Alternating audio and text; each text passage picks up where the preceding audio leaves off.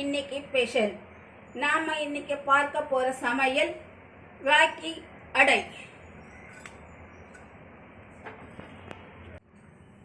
நம்ம ராக்கி மாவு வந்து ஒரு கப்பு எடுத்துருக்கோம். இது வந்து 350 கிராம் மாவு ராக்கி அடை செய்யறதுக்காக இதில் ஒரு பவுனில் போட்டுக்கலாம். உப்பு ஒரு அரை ஸ்பூன் போட்டுக்கலாம்.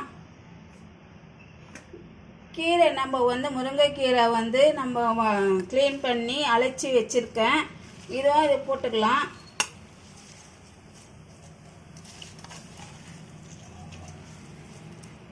மூணு வெங்காயம், 5 பச்சை காஞ்ச மிளகா, கருவேப்பிலை கொஞ்சம் சின்ன சின்னதாக அரிஞ்சு வச்சுருக்கேன்.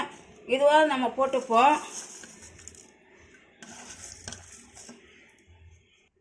பூண்டு ஒரு 7 பூண்டு வந்து சின்ன சின்னதாக அப்படியே நறுக்கி வச்சுருக்கேன். இதுவும் போட்டுக்கலாம். தண்ணி ஊற்றி கொஞ்சம் கொஞ்சமாக நம்ம வந்து பிழிஞ்சிக்கலாம். ஃபஸ்ட்டு மாவோடு சேர்த்து எல்லாம் மிக்ஸ் பண்ணிவிடுங்க. தண்ணி ஊற்றுறதுக்கு முன்னாடி மிக்ஸ் பண்ணிவிட்டு அப்புறமா கொஞ்சம் தண்ணி ஊற்றி பிழிஞ்சிக்கோங்க.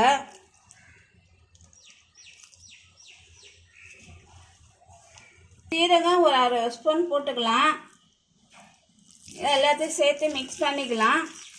மிக்ஸ் பண்ணிவிட்டு இந்த அளவுக்கு போதும். தண்ணியெல்லாம் ரொம்ப ஊற்ற வேணாம், ரொம்ப கெட்டியாகவும் இருக்க வேண்டாம்.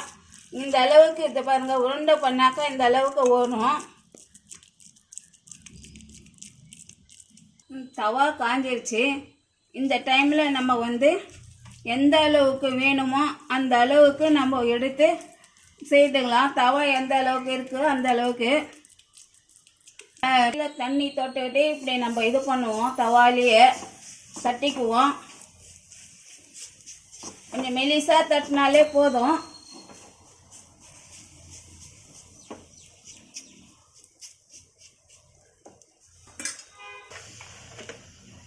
நம்ம மேலே கொஞ்சம் எண்ணெய் விட்டுக்கலாம். நெய் வேணும்னா கூட விட்டுக்கலாம். ரொம்ப டேஸ்ட்டாக இருக்கும் நெய் விட்டு செய்தோம்னாக்கா. இங்கே பாருங்க, இது நல்லா அடிபாகம் நல்லா வெந்துருச்சு. இதை அப்படியே நம்ம திருப்பி போட்டுக்கலாம். இது வந்து நம்ம சாயங்கால டைமில் காலையில் டிஃபனு நம்ம செய்து சாப்பிட்லாம். ரொம்ப டேஸ்ட்டாக இருக்கும். கீரை போட்டதுனால ஹெல்த்தியாகவும் இருக்கும். பசங்களுக்கு, வயசானவங்களுக்கு எல்லாருக்கும் செய்து சாப்பிட்லாம். ரொம்ப அருமையாக இருக்குங்க. நீங்களும் செய்து பாருங்கள் வீட்டில். பிடிச்சிருந்தா லைக் பண்ணுங்கள், ஷேர் பண்ணுங்கள், சப்ஸ்கிரைப் பண்ணுங்கள். தேங்க்யூ.